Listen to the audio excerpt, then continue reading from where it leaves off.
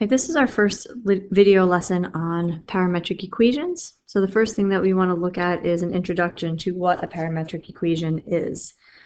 Essentially, we're adding in an extra variable.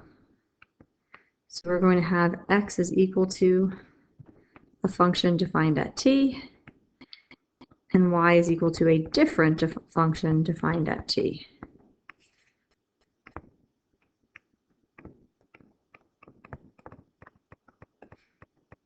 These graphs will still look similar to rectangular graphs, although we will be able to graph functions that are a little more challenging to graph on a rectangular grid.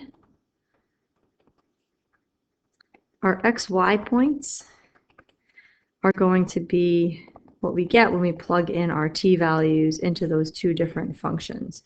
So you're still going to get a set of xy points, but they're graphed at a parameter called t. And you'll notice we'll refer a lot back to that as time, because in most of the applications that we're going to look at with this, time is going to be the parameter.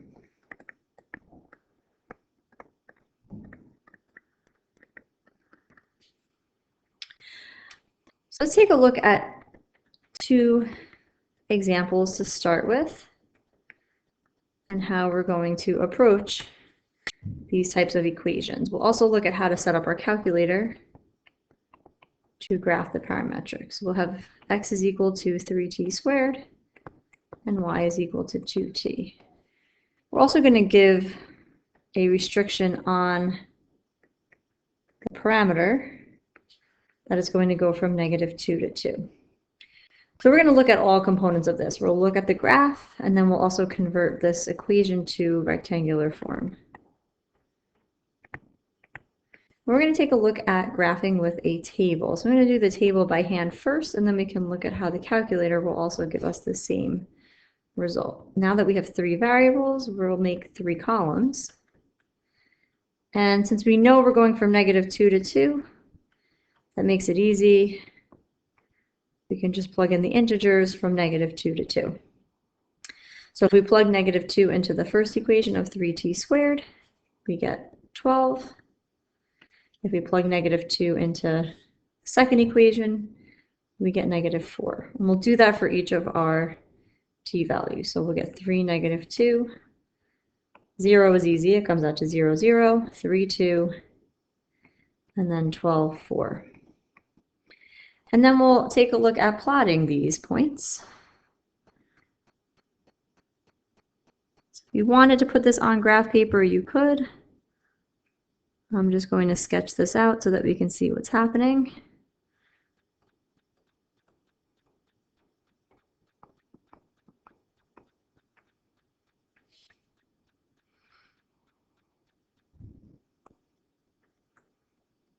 I'm not labeling everything, I'm just labeling the 3 and the 12 so we can see where to plot that. Especially since I'm not using the graph paper. All right, now if I plot these points, I'm actually only plotting the xy points. What I'm going to do is then connect them in the order going from the -2 to 2. So I'm plotting 0, 0. We have 12, -4, 12, +4 at the end, and then we have 3, +2, and 3, -2.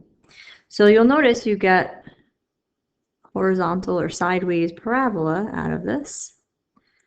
So if we look at our original equations, it makes sense because our first equation has that squared in it. Now this graph, because we're only going from -2 to 2, will stop at the endpoints that I'm just highlighting in blue. So you would not put arrows on this graph.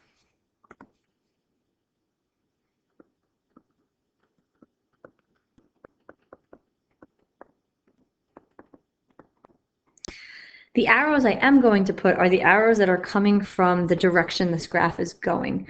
So since I'm going from -2 to 2, and I start at 12, -4, my graph is going from 12, -4 to 3, -2, to 0, 0, to 3, 2, to 12, 4. So I'm just putting out directional arrows of what's happening. And this would be how it will graph on the calculator also. So before we convert to rectangular, if you take a look at your calculator and you switch your mode to parametric, so depending on which calculator you have, this version will say PAR, the other one will say the full word parametric. Select that. Go to your y equals. Notice you now have an x and a y so that you can put in both equations. And if I do 3 and I hit the x button, now it will give me t instead of x. Now, it won't put a box around the x and the y until both are filled in. So you have to make sure you put both equations in there. And then for your window, we want to see what's happening here. So leave the t min, t max, and t step the same. We can adjust that later. I do want to go from -2 to 2. Oh, sorry. T min and t max, change that from -2 to 2, leave the step alone. And then for the x min, we're going to go out from 0 to 12. Maybe go a little further so you could just see the graph stop. And then I'll leave the y min and y max -10 to 10. So let's hit graph. And it graphs kind of quickly, and you can see that it does end up stopping at 12. If you change the t step to something a little bit smaller, maybe 0.01, that might graph it a little too slow. A lot of times it will fill in more points and make it a little bit less jagged. In this case, it kind of stayed fairly jagged, but for other types of graphs, it'll make the curve a little bit smoother because the more points you plot, the smoother the graph is going to get. But you can confirm it here. You can also hit second graph and go to the table. Let me just make sure mine is on auto.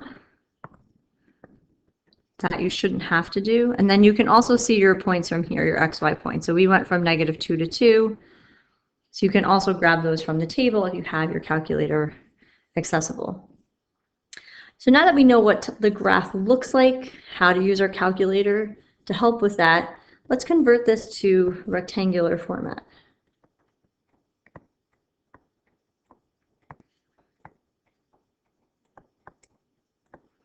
And part of our converting is going to be restricting our domain and range based off of what we got when we graphed it.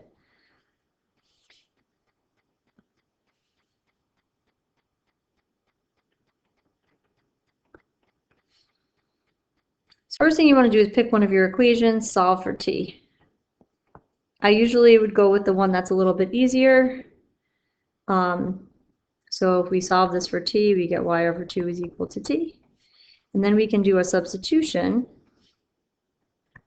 into the other equation.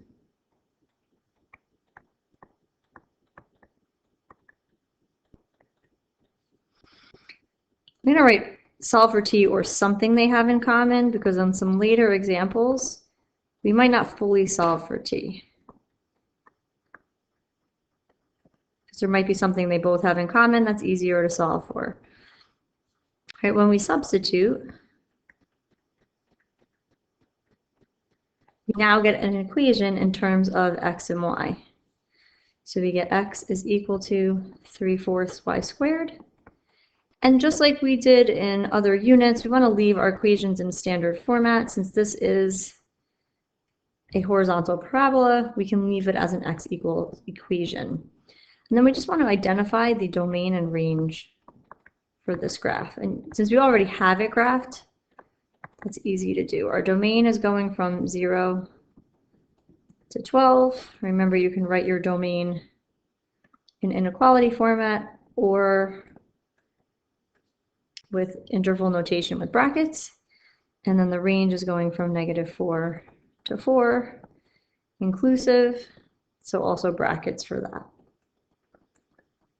Because technically this equation would have -infinity to infinity domain and range for both. Actually, I take that back. 0 to infinity for domain, and then -infinity to infinity for the range. Since the graph we put for the parametric equation does stop, we do have to make sure we put these restrictions on the equation. Let's take a look at one more example in this video.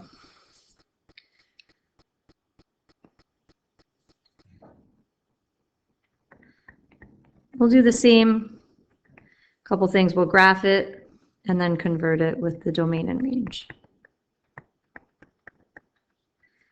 Here we're going to do t is greater than or equal to 0, which means now we will have an arrow at one end. We'll also include the directional arrows. Sometimes they'll go in the same direction, sometimes not. Now for this, since we are going from 0 to infinity, start with 0, and then think about some good numbers to plug in for t so that we get decent points to plot. Notice that we have square root of t for our x, so I'm actually going to pick perfect square numbers here to make that come out nicely. And then this might not all be points we can plot. We'll see when we get there. So 0 and 1, 1 and 1.5, 2 and 3, 3 and 5.5, and then 4 and 9, and so on. This should give us enough to see what's going on with the graph. So I'm going to do just a sketch without graph paper.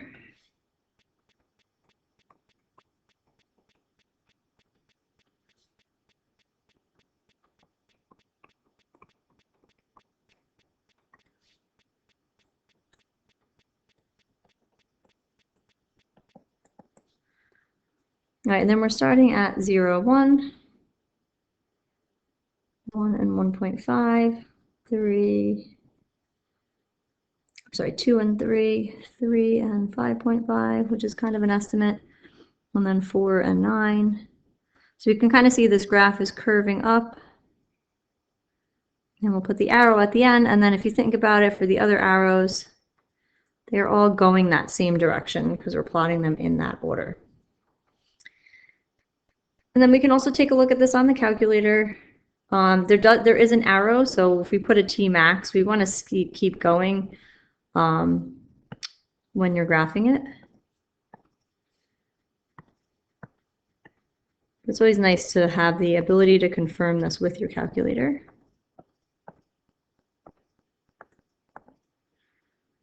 So you can use the table. Again, you're going to see a lot of points that you probably wouldn't want to use, which is why I picked the perfect squares, because that's giving us some better options. And then we do want to go from 0, I want to 16, so I'll go to 16 here. And then you can go from 0 to 5, just to see the picture that we had for our graph. -10 to 10 should work. Now you notice this is graphing a little slow because of the t step that I put. That can happen. I'm going to hit the on button, which stops the graph eventually, and change my window. And maybe make the t-step back to 0.1 or something like that, and hopefully it will graph a little faster. So you can see it curving up and getting a similar looking graph to what we have. It does look like it's stopping, but we know that we could keep plugging in more numbers. And then for part B, with the converting,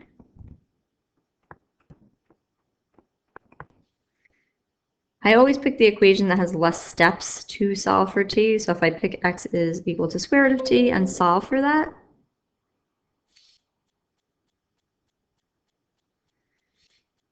we're going to get x squared is equal to t. Sorry for that.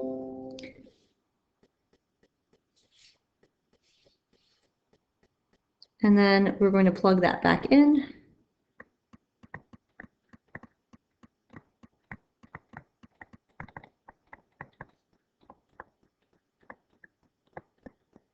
To the other equation for t. So we do get a parabola, but we do have to restrict the domain and range because, as you notice, we're only getting the right half of it. So x is greater than or equal to 0, y is greater than or equal to 1. right, so it gives you a good idea, a good starting point about what the parametric equation is, how to graph, and how to convert.